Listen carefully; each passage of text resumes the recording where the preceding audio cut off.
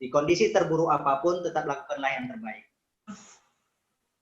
Impian itu bukan untuk dibawa tidur, tapi untuk diraih, dikejar dengan apa? Dengan bergerak, bergerak, dan bergerak. Walaupun merangkak, tetap harus bergerak.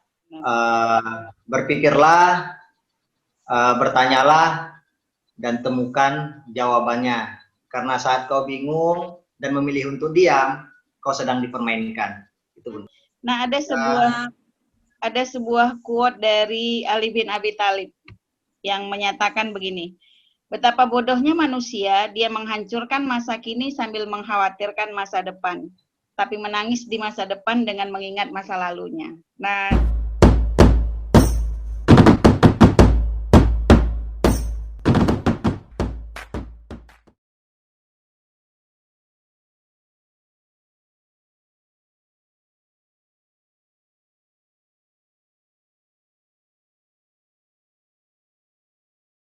Bismillahirrahmanirrahim. Assalamualaikum warahmatullahi wabarakatuh.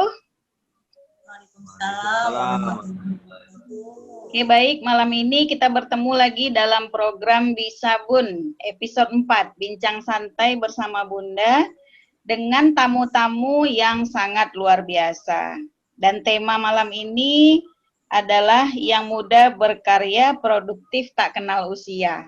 Nah, mudah-mudahan ini bisa bermanfaat untuk adik-adik SMA Negeri 2 Siahulu, anak-anak kita SMA Negeri 2 Siahulu, dan tentunya untuk anak-anak muda generasi bangsa di Indonesia secara umum.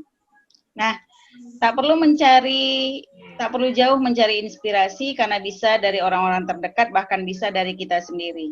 Tinggal kita menggali potensi diri. Kemudian tamu kita ini adalah tamu-tamu yang sangat luar biasa. Yang pertama, penggiat literasi, ada Bunda Dahliana, ST MPD. Nah, Bunda Dahliana ini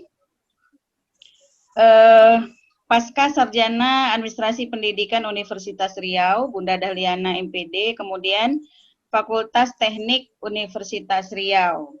Nah, ini luar biasanya nih dari teknik menjadi pendidik, ya Bun ya. Iya. Kemudian karya beliau di dalam literasi ini luar biasa banyak nih. Ada antologi penguatan pendidikan karakter di Full Day School dengan judul Keindahan Full Day School dalam mewujudkan pendidikan karakter. Kemudian kumpulan cerpen Beda Langit, itu media guru. Rindu yang berbeda pada antologi Menjadi Guru yang Dirindukan bersama Rumah Menulis Surabaya 2020. Fitrah Tanpa Fitri, antologi merajut kebahagiaan di hari kemenangan bersama Rumah Menulis Surabaya 2020. Tahan Terhadap Rindu, antologi Beduk Tanpa Mudik bersama Rumah Media Jakarta 2020. Sekolah Ibu pada antologi Ibu Aku Mencintaimu bersama Rumah Media Juli 2020. Perisai Hati pada antologi Mertua versus Menantu bersama Rumah Media 2020. Kemudian novel Janji Jiwa dan novel UNI on Process, dan juga kumpulan cerpen Cinta Beraneka Warna, proses editing luar biasa. Kemudian selain prestasi di literasi, nah Bunda Dahliana ini juga pernah juara 2 lomba karya tulis ilmiah tingkat kabupaten, kemudian juara 3 lomba guru berprestasi tingkat kabupaten. Wah, luar biasa. Keren tamu malam ini. Selanjutnya yang juga tak kalah luar biasa. Nah, nih anak muda nih kayaknya ditunggu-tunggu nih karena parasnya yang ganteng ya. Parasnya yang ganteng. Anak kita, Said Ibrahim. Nah, Said ini sekarang masih di UIN Suska ya, Nak ya? Ya, berkuliah di masih di UIN Suska Riau. Kemudian anak kita ini pengalaman berorganisasinya, nah ini luar biasa nih. Kepala Bidang Syar'i Psikologi Dakwah Center, kemudian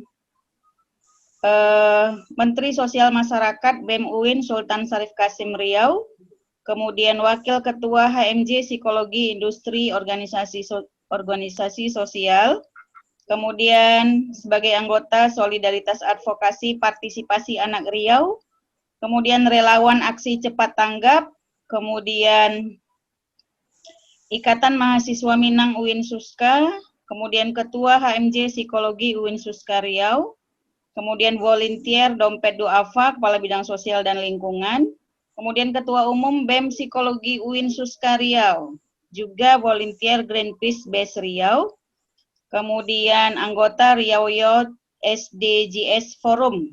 Kemudian, nah ini yang uniknya adalah anak kita ini pernah bekerja sebagai asisten sulap Alef dan Ocha Magician. Wah, luar biasa. Kemudian juga 2020 barista Murah Pekanbaru. Kemudian juga internship di Human Initiative Riau. Luar biasa, keren. Wah, ini pengalaman membesarkan kita. Jadi ada sebuah kalimat dari Muhammad Hatta, aku rela dipenjara asalkan hidup bersama buku, karena dengan buku aku bebas. Jadi hari ini sangat tepat sekali tamu kita, yang satu anak muda, yang satu tidak muda. Betul. Nah, untuk yang pertama, jadi kita bincang santai saja. Untuk yang pertama, diberikan kesempatan kepada yang tidak muda. Kira-kira nih Bunda Dahliana, kegiatan sekarang dulu di masa pandemi, kira-kira apa nih Bunda Dahliana? Silakan. Terima kasih Bunda Raffi. Assalamualaikum warahmatullahi wabarakatuh. Waalaikumsalam warahmatullahi wabarakatuh. Said, apa kabar Said? Sehat, Bunda. Alhamdulillah. Ya, belum pernah jumpa kita ya, walaupun mungkin satu payung ya, alumni SMA dahulu ya kan. Tapi memang jujur aja belum pernah lihat Said. Belum pernah ya. Akhirnya dapat berkenalan ya Bunda Raffi melalui channel. Ya.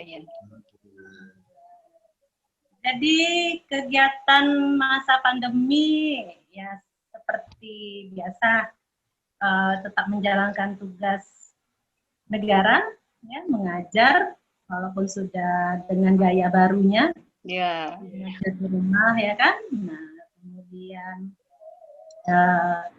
berusaha menjadi koki yang baik, dari salah satunya dari resep-resepnya Bunda Rafiat ya kan. Mengolah apa yang bisa diolah. Kalau dulu mungkin ini nggak pernah sempat jujur aja.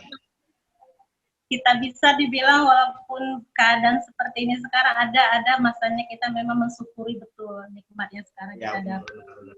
Nah kemudian ya tetap menulis, karena memang ada 2 buku tuh yang memang ditargetkan betul karena waktunya memang diminta itu ada. Ya di samping pekerjaan utama itu tadi, nah sampingannya itu menulis dan juga mencoba mencari berbagai macam perbedaan lah, kebiasaan baru, nah bisa dibilang seperti itu. Iya. Sebenarnya punya kegiatan di masa pandemi. Oke, baik, kita beralih kepada influencer kita nih. Nah, Said. Berat rasanya Tapi kalau melihat dari pengalaman organisasi ini wajar sekali untuk disebut sebagai influencer ya Bunda Dahliana ya. Oke, silakan Said, kegiatan di masa pandemi apa nih sekarang nak? Alhamdulillah sekarang kegiatannya mencoba terus produktif ya Bunda ya, karena ya, benar. Banyak juga baru terakhir karena sekarang masih megang amanah di Ketua Dewan Eksekutif Mahasiswa Psikologi, terakhir itu menyelesaikan program masterpiece kita untuk Fakultas Psikologi di UIN Suska tentang Suska Sehat Mental gitu. Kita membawakan program gerakan Suska Sehat Mental di mana harapannya itu sudah dimulai dari setahun yang lalu sih Bunda. Jadi dimulai sejak tanggal 10 Oktober 2019 dan insya Allah akan berakhir tanggal 10 Oktober 2020 ini. Jadi setiap tanggal 10 Oktober itu Hari Kesehatan Mental Dunia. Jadi kita ya mahasiswa lah penggiat di Fakultas Psikologi Unsuska sudah menjalankan runtutan sampai dengan kondisi pandemi pada saat ini tetap mencari inovasi baru untuk mencapai goals-nya nih. Anda perhatikan itu khususnya adik-adik kita gitu. Apakah kondisi ketika mereka masih merasakan kekecewaan, masih merasakan bahwa kok kami tidak ke sekolah nih, kok kami gini-gini aja, kapan nih? Nah itu apakah termasuk dalam kondisi apa ya, kesehatan mental tadi gitu? Kira-kira kemudian solusinya apa kira-kira, Nak? Silakan Said. Oh, kalau untuk kondisi apa ya itu Bunda ya, kita masuk ke kondisi aspek pendidikan sekarang yang sistematis seperti inilah kita hadapi gitu ya. Iya, iya. Sebenarnya kondisi pandemi ini seperti yang udah saya pernah tuliskan ya di sebelumnya di status WA saat itu kan. Kondisinya kalau pandemi ini nggak hanya apa ya, nggak ada satu orang pun yang diuntungkan gitu. Nggak ada satu orang pun yang diuntungkan, nggak ada satu orang pun yang nggak merasakan kerugian. Jadi semuanya terdampak gitu, termasuk di dunia pendidikan gitu. Banyak yang bisa kita lihat banyak dan wajar terjadi beberapa saat yang lalu banyak kebijakan yang mungkin salah dalam apanya, karena memang ini kan kondisi baru gitu Bunda. Ini kondisi baru yang nggak bisa, yang orang nggak tahu belum tahu bagaimana cara penanganannya yang tepat gitu. Yang terjadi sekarang, setiap manusia, setiap lini, setiap bidang, setiap orang yang peduli terhadap kondisi pandemi saat ini, yang peduli, yang terus berjuang itu, dia pasti sudah melakukan yang terbaik. Termasuk cara belajar di sekolah saat ini gitu. Itu sudah ya itu yang terbaik yang bisa dilakukan pada saat ini. Karena kita nggak bisa berekspektasi sama dengan kondisi normal pada sebelumnya gitu. Benar. Nggak bisa gitu. Ini lebih tepatnya kalau saya bilang bukan kenormalan baru ya, tetapi itu kalau normal kita nggak bisa menerima itu karena dalam bawaan sadar kita normal bukan yang begini gitu. Benar. Normal bukan yang begini. Tapi lebih tepatnya yang disampaikan Gubernur Jawa Barat itu adaptasi kebiasaan baru itu lebih tepat gitu. Adaptasi kebiasaan. Jadi karena sifat dasarnya manusia itu ada adaptasi gitu. Jadi itu ya harus dilakukan. Nah, banyak sih juga nggak termasuk adik-adik, bahkan adik saya sendiri gitu yang merasakannya gitu. Benar. Maksudnya sekolah ya gimana pun kondisinya sekarang yang terbaik dalam kondisi belajar mengajar ya secara langsung ya Bunda ya, karena di situ bukan masalah kita dapat langsung mengawasi peserta didik, tapi ada, kalau dalam psikologi kita saat belajar langsung ada teman, ada kontak sosial, berarti di situ ada feel yang didapat dari proses belajar mengajar. Nah, rasanya kalau mengeluh yang terjadi pada saat sekarang ini, kalau ada adik-adik kita, termasuk saya sendiri sebagai mahasiswa walaupun nggak masuk kelas lagi gitu Bunda ya, teman-teman junior dia yang mengeluh itu wajar sih sebenarnya. Itu masih normal sebenarnya, masih wajar karena di kondisi tidak biasa.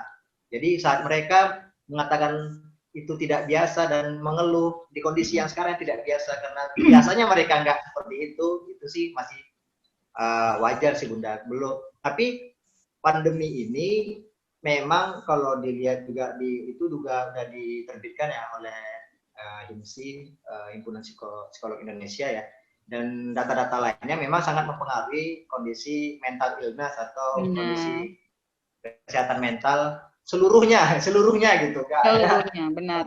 Apa aja mahasiswa seluruhnya gitu. Yang tua juga. Ya, apalagi ya Bunda ya. Semuanya Bunda gitu. Makanya yang dicanangkan kan oleh bapak-bapak dan ibu-ibu kita di HIMSI saat awal pandemi kemarin adalah ketahanan mental itu sendiri yang dijaga gitu, termasuk di ulang tahun HIMSI yang ke-61 kemarin itu tuh tentang bagaimana bertahan dan tetap menjaga kesejahteraan psikologis semasa pandemi itu penting gitu. Ya gimana sih Bunda, kalau membicara kesehatan mental ini balik lagi sih, kondisi masyarakat kita sendiri di Indonesia masih kurang, bukan tidak ya Bunda, ya masih kurang dan belum aware terhadap kesehatan mental itu sendiri. Jadi begitu sih Bunda, kalau ibarat sekarang ini ya saat kondisi fisik pun tidak normal, tentu kondisi kesehatan mental pun juga kondisi pasti tidak normal. Ya. Oke, keren sekali. Nah, lanjut ke yang tidak mudah, tapi terus berkarya. Nah, ini luar biasa nih. Jadi, tema kita yang mudah berkarya, produktif tak kenal usia. Ini kita pindah ke Bunda Dahliana. Karena Bunda Dahliana, kalau dari penjelasan Said tadi, ini kayaknya beliau ini mampu menstabilkan kesehatan mental beliau, kan gitu. Nah ini luar biasa nih Bun. Jadi yang pertama pertanyaan ke Bunda nih, bagaimana nih Bun, Bunda bisa keluar dari zona itu? Bagaimana untuk membuat bahwa mental kita itu bisa selalu siap. Tapi yang namanya manusia kan pasti ada turun naik ya Bun ya. Nah, kira-kira gimana tuh? Dipersilahkan Bunda Dahliana.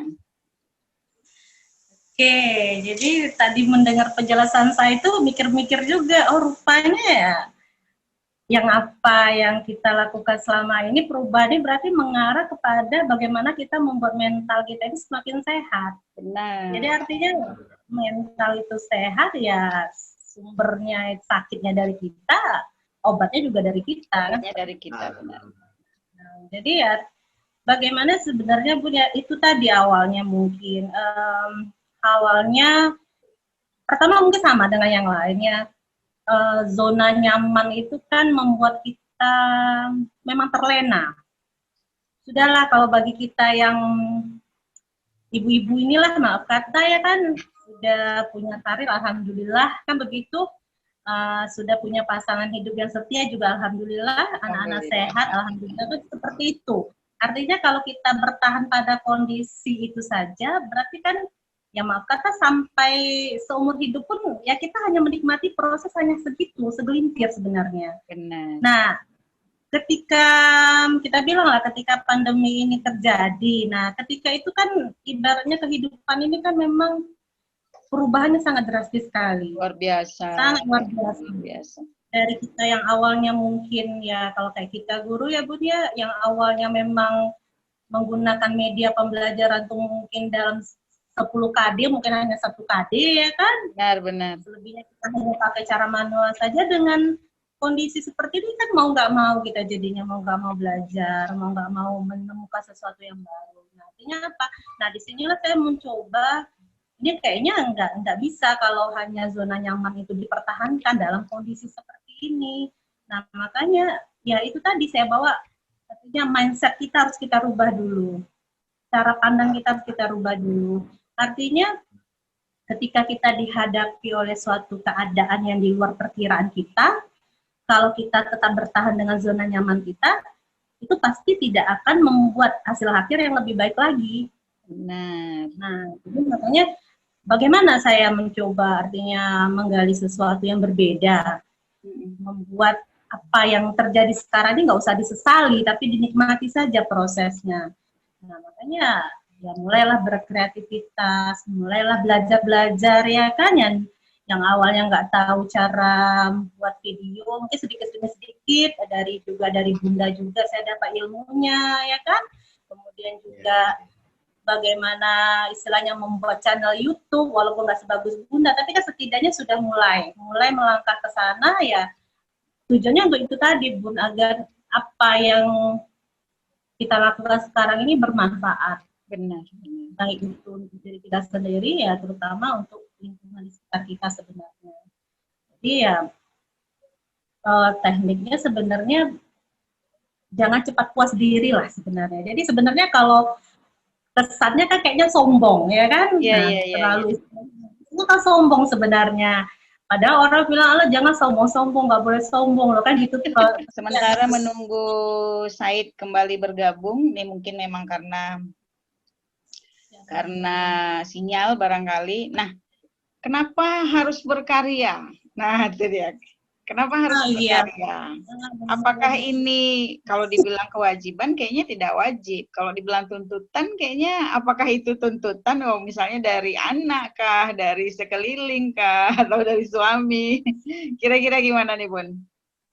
Ya, kenapa harus berkarya? Ya, Ada kenapa satu harus saya berkarya? quotes dari siapa saya lupa ini, tapi dia mengatakan begini, jika Anda bukan anak seorang raja, jika Anda bukan anak seorang ulama besar, maka menulislah. Karena dari karya. Jadi saya mikir begini, oh iya rupanya kan kalau kita anak raja, kita anak ulama terkenal, itu kan berarti orang gampang kenali kita. Seperti itu, nggak perlu istilahnya, nggak perlu showing, nggak perlu apa ya namanya Bunia, memperkenalkan diri terlalu apa, orang udah tahu, oh ini si Anunya anak siapa, ini udah pada kenal lah begitu. Nah, kita ini golongannya nggak ke situ, bukan anak raja juga bukan, anak ulama besar apalagi, berarti kan kita termasuk golongan manusia yang biasa-biasa saja. Iya, tapi kita kan dikasih bahkan akal ada kan gitu, pemikiran ada, ilmu ada. Nah, sepertinya berkarya itu salah satunya awalnya adalah tuntutan sebenarnya. Nah, kalau bisa saya bilang itu tuntutan awalnya. Tuntutan kenapa? Itu tadi saya bilang, kalau seandainya masa pandeminya dari pagi sampai malam hanya jadi generasi tua rebahan, ya kan? Yang ada nanti justru tidak ada manfaatnya. Sementara yang istilahnya sudah kita isi aktivitas, ya istilah udah mengajar, sudah berkreativitas di dapur, sudah menulis, sudah kadang-kadang jalan-jalan sebentar sekeliling rumah, berolahraga, oh badannya begini aja kan Bun, artinya nggak ada perubahan seperti itu. Nah apalagi sekarang kalau kita bayangkan saja kondisi kita disediakan waktu 24 jam, dari pagi ngajar, oke lah 4 jam mengajar, selebihnya yang 18 jam lagi mau kita apakan? Nah kalau hanya kita hanya berbahan gitu kan, alangkah sayangnya. Nah makanya saya pikir ini kayaknya ya dicoba lagi deh menulis, dicoba lagi membuat sebuah yang istilahnya memulai sebuah kata, mungkin dulunya hanya berupa impian, hayalan, nah dicoba sedikit. Rupanya yang awalnya itu awalnya tuntutan, kok sekarang kayaknya jadi kebiasaan begitu. Kalau dulu mungkin ya sama seperti kalau awalnya orang mungkin mulai menulis kan, buka laptop, terpaku sekian menit, nggak ngerti mau diapain kan begitu. Tangannya kaku dulu ya, apa yang mau ditulis gitu ya. Kalimatnya apa? Pada suatu hari kan gitu ya kan, kemudian. Nah, beralih ke, ini luar biasa jawaban Bunda nih. Jadi awalnya tuntutan, kemudian akan menjadi kebiasaan yang menghasilkan sebuah karya, gitu ya. Nah, dan itu membuat kita produktif, tak kenal usia, ya Bunda ya. Nah, kalau ke Said nih, kepada Ananda kita nih, kenapa nak? Pertanyaan yang sama nih dengan Bunda Dahliana. Kenapa harus berkarya? Biasa orang bilang, usia muda itu nikmati aja dulu. Nah, kenapa harus berkarya? Apakah itu suatu kewajiban atau tuntutan? Kalau dari pandangan perspektifnya Said, silakan. Kalau perspektif saya ya, karya itu sudah, kalau bagi saya ya karya itu sudah seperti ya apa yang kita lakukan sih. Itu udah jadi dalam diri kita gitu. Kalau dibilang dalam psikologi apa ya, holistik lah ya. Kalau kita ini secara keseluruhan ini adalah sebuah mahakarya yang luar biasa gitu. Jadi kita sebagai manusia sudah selayaknya akan terus berkarya gitu. Karya di sini dalam artian juga bukan masalah apa yang terlihat, apa yang sudah ditorehkan, tetapi kebiasaan yang sudah kita lakukan itu adalah karya yang sudah kita ciptakan seperti itu. Keluar dari itu karya apakah bermanfaat atau tidak. Yang kita harapkan adalah karya-karya yang bermanfaat tentunya. Kebiasaan yang apalagi kebiasaan yang kita lakukan dapat memberikan manfaat bagi orang lain, dan juga lebih baik lagi orang lain juga meniru kebiasaan yang lebih baik dari kita dan lebih bermanfaat dari kita untuk orang lainnya gitu. Itu suatu karya juga yang kita lakukan. Tindakan, aksi, aktif gitu. Kalau bicara tentang pemuda, kalau ngomongnya udahlah nikmatin aja masa muda ini gitu. Iya. Memang kalau menurut saya menikmati gitu. Saya menikmati masa muda sekarang. Memang harus dinikmati, tetapi bukan berarti kita melakukan diskusi dengan teman, kita menulis, kita membaca, kita membuat suatu program untuk orang banyak, membagikan ilmu, sharing, melakukan kegiatan sosial, itu bukan berarti itu tidak nikmat, tetapi itu juga nikmatnya tersendiri juga bagi kita yang menganggap itu adalah suatu hal yang bermanfaat bagi kita. Karena psikologis itu sifatnya kan dinamis ya Bunda ya. Manusia itu sifatnya dinamis, juga psikologisnya sifatnya juga dinamis. Semua dan juga bisa dibilang itu subjektif dan relatif gitu. Jadi ternyata ada penelitian juga menemukan bahwasanya orang yang dia menikmati kehidupan dia di masa muda dia itu suka berbelanja ke mall gitu ya. Dan ada juga pemuda lainnya yang dia itu kegiatannya itu melakukan kegiatan sosial, berdonasi, dan ternyata itu kebahagiaannya, tingkat kebahagiaannya juga sama ternyata. Jadi tingkat kebahagiaan saat kita shopping dengan kebahagiaan saat kita ikut kegiatan sosial, berdonasi, dan lain-lainnya, itu tuh sama ternyata kebahagiaannya. Nah di sini bisa kita lihat bahwasanya kalau di kondisi pemuda saat ini, apalagi kondisi pandemi saat ini, berkarya itu sudah sangat ada gitu, sudah harus ada gitu, bukan lagi dipertanyakan ada atau tidak, tapi harus ada gitu, karena kondisi sekarang ini membuat kita itu harus berpikir, seharusnya ya Bunda ya, seharusnya membuat kita itu harus berpikir apa sih harus kita lakukan gitu, karena semua serba kebingungan, tiba-tiba udah ada aja nih pandemi gitu, lalu kita diam gitu, itu tidak solusi gitu. Jadi apa sih yang bisa kita lakukan, apa sih yang bisa kita torehkan gitu selama pandemi ini, minimal saat kita mampu untuk membuat suatu program dari diri kita sendiri, kita biasakan suatu program untuk mengingatkan orang-orang di sekitar kita dulu, lalu terus membesar tentang bagaimana sih manfaatnya memakai masker dengan tingkat retensi terhadap diri. Contohnya seperti itu bagi mahasiswa psikologi gitu ya, lakukan itu. Bagaimana dia dia merasa bahwasanya secara psikologis daya tahan tubuhnya itu makin meningkat karena dia merasa terjaga karena menggunakan kebiasaan masker. Kalau itu jadi kebiasaan, itu kan jadi suatu karya juga untuk orang-orang di sekitarnya gitu. Suatu karya yang ditorehkannya dari kebiasaan dia, seperti yang di Bunda Daliana tadi, berawal dari kebiasaan tadi. Tuntutan itu pasti ada, tuntutan itu dalam diri pemuda atau berada yang muda-muda ini gitu ya, harus ada gitu untuk melakukan apa, terutama saat pandemi tadi Bunda. Benar. Jadi ada yang kayak teman-teman saya, ada yang dia sekarang gara-gara pandemi dia sudah pandai ngedesain, pandai ngedesain gitu. Ada juga yang sudah buat novel berepisode-episode di Wattpad gitu kan.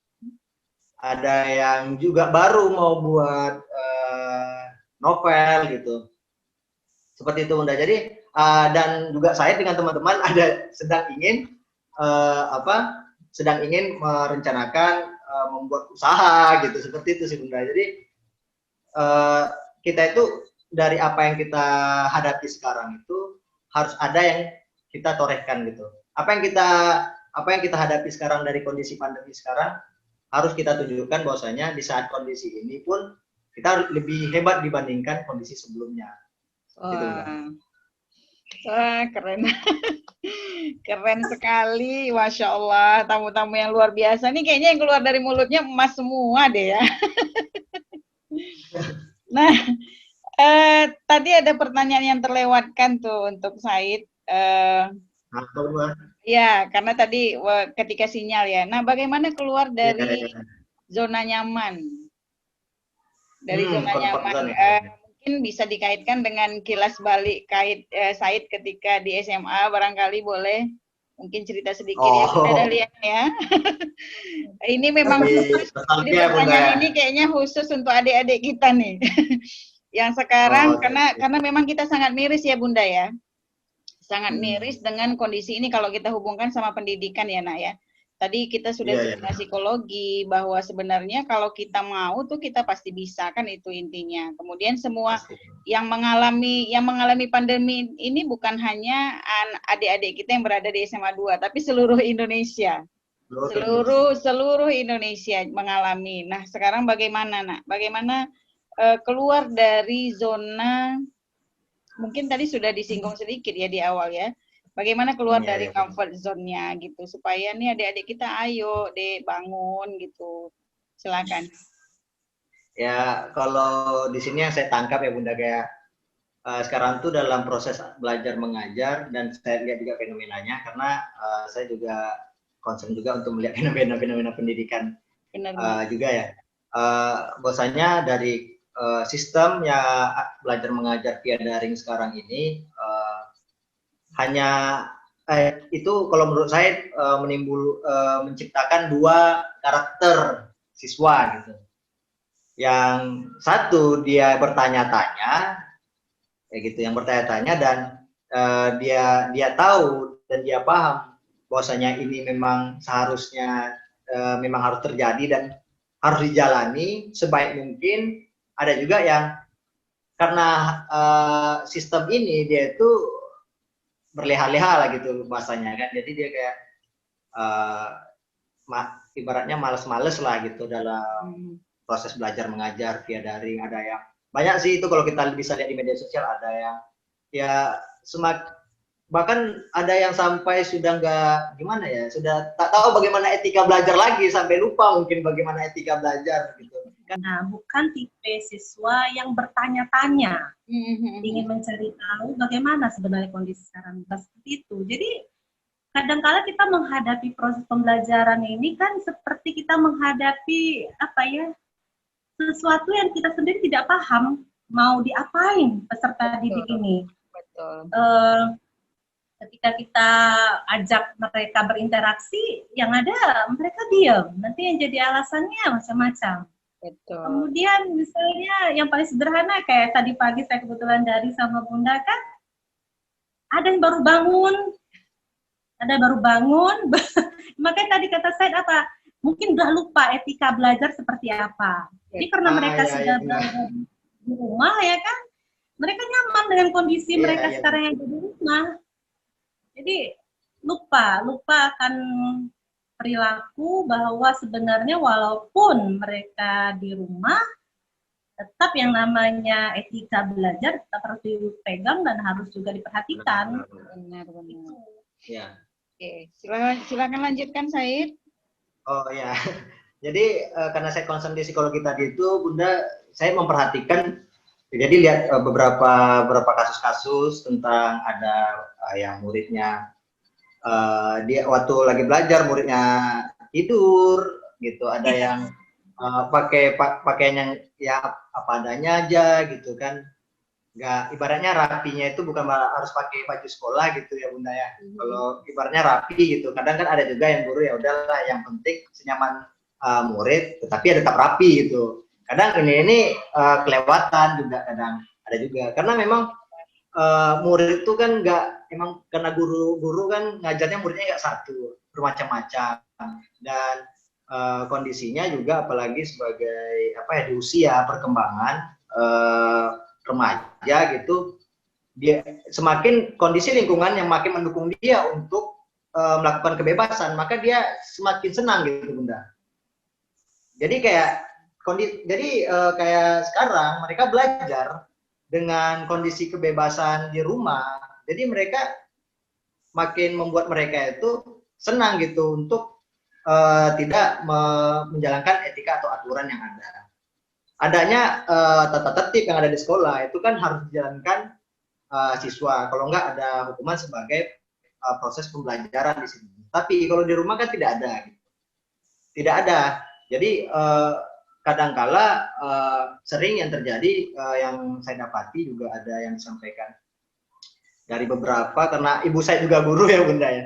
Jadi dari ibu saya sendiri dari yang disampaikan bahwasanya banyak yang nggak paham bagaimana menempatkan cara proses belajar di sekolah sama dengan di rumah gitu. Dan itu memang satu kondisi yang wajar terjadi, tetapi tidak seharusnya berlarut-larut dibiarkan. Oke, jadi untuk adik-adik, untuk anak-anak kita itu tadi ya Naya, bahwa walaupun kondisi kita daring, kita harus tetap memiliki etika. Karena memang etika ini, apalagi attitude ya. Mungkin dulu kita pernah waktu zaman guru kita ya, kalau dibilang atau kita baca di internet, attitude itu kalau dipakai persentase itu hitungannya 100% ya. Dari mulai huruf A, T, T. Saya dulu belajar waktu sekolah SMA 2. Ya, ya itu attitude itu 100%. Tapi kita nggak tahu kenapa, mungkin sebagian besar dari anak-anak kita, cuman kita berharap saja. Kita berharap bahwa pandemi ini berlalu, kemudian mereka mulai menyadari, barangkali dengan video-video yang ini nantinya bisa jadi inspirasi buat mereka. Berharapnya kita bisa menjadi masukan buat mereka untuk memperbaiki diri. Oke, tak terasa nih waktu ternyata asik sekali ngobrolnya ya, luar biasa. Nah, masih ada sedikit pertanyaan, bukan pertanyaan, pesan. Nah, ini pesan. Pesan untuk anak-anak kita, kemudian kalau saya tentu untuk adik-adik. Kepada Bunda Dahliana, untuk yang tidak muda lagi dipersilahkan. Pesan untuk anak-anak kita.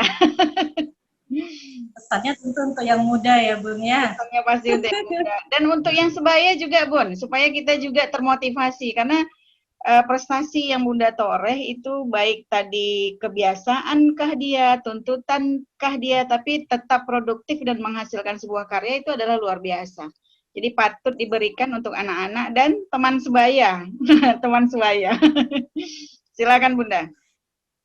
Oke, pesannya sebenarnya sederhana Bun.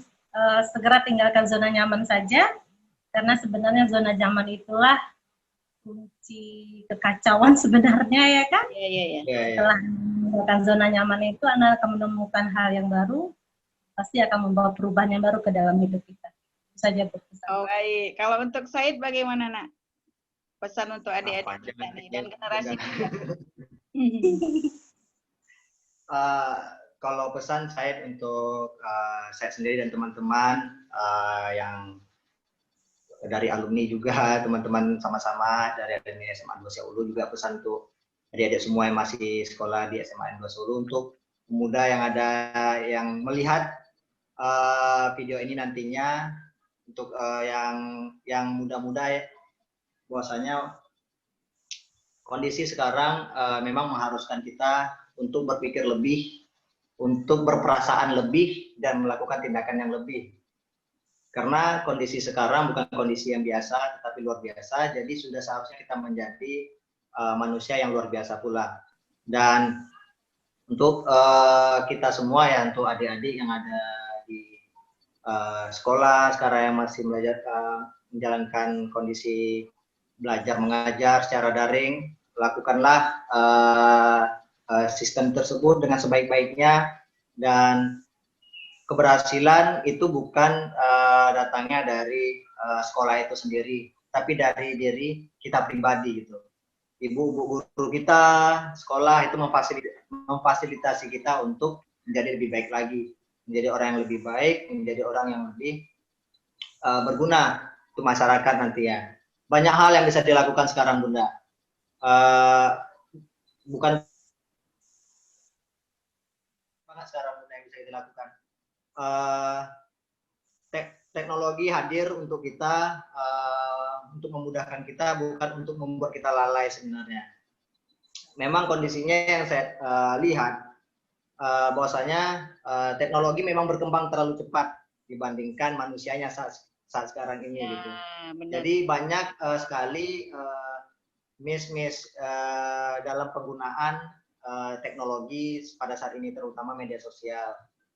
Jadi coba gunakan ini ya teman-teman semua ya, ini HP, smartphone ya Bunda ya. Kalau terakhir saya ngikutin kuliah singkat dari salah satu psikolog industri, bahwasanya senjata terkuat saat ini bukan roket, bukan tank, bukan apa, tapi ini setiap kita bisa punya senjata terkuat di dunia, yaitu HP.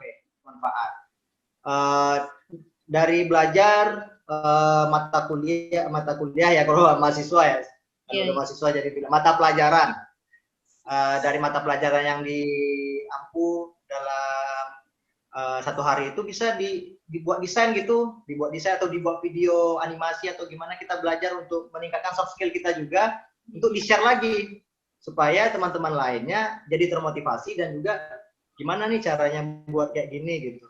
Sedangkan kita TikTok aja kita penasaran, kita buat juga, kenapa untuk hal yang bermanfaat kita nggak lakukan gitu. Kita nggak lakukan juga seperti itu. Benar.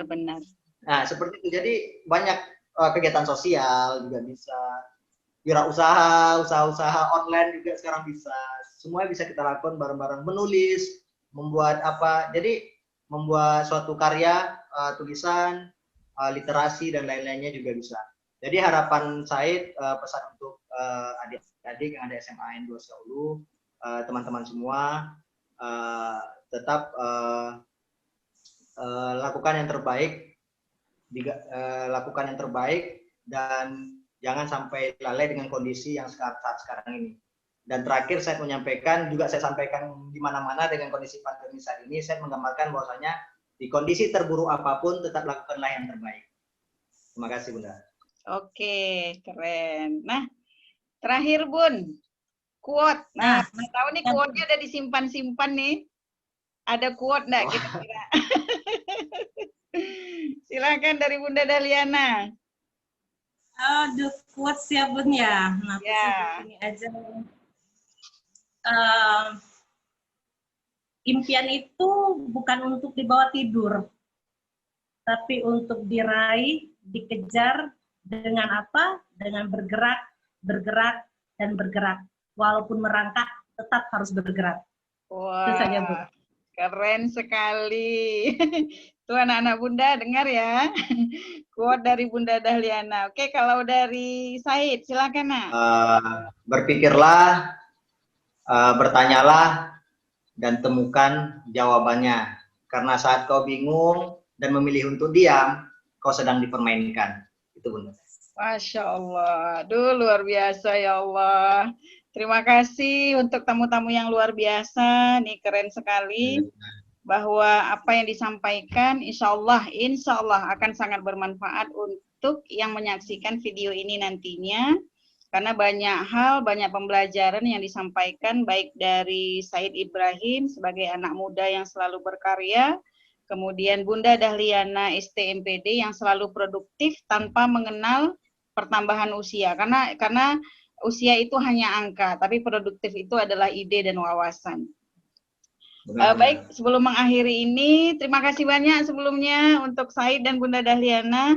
Nah, ada sebuah quote dari Ali bin Abi Thalib yang menyatakan begini, betapa bodohnya manusia, dia menghancurkan masa kini sambil mengkhawatirkan masa depan, tapi menangis di masa depan dengan mengingat masa lalunya. Terima kasih sekali lagi Said, Bunda Dahliana, terima kasih.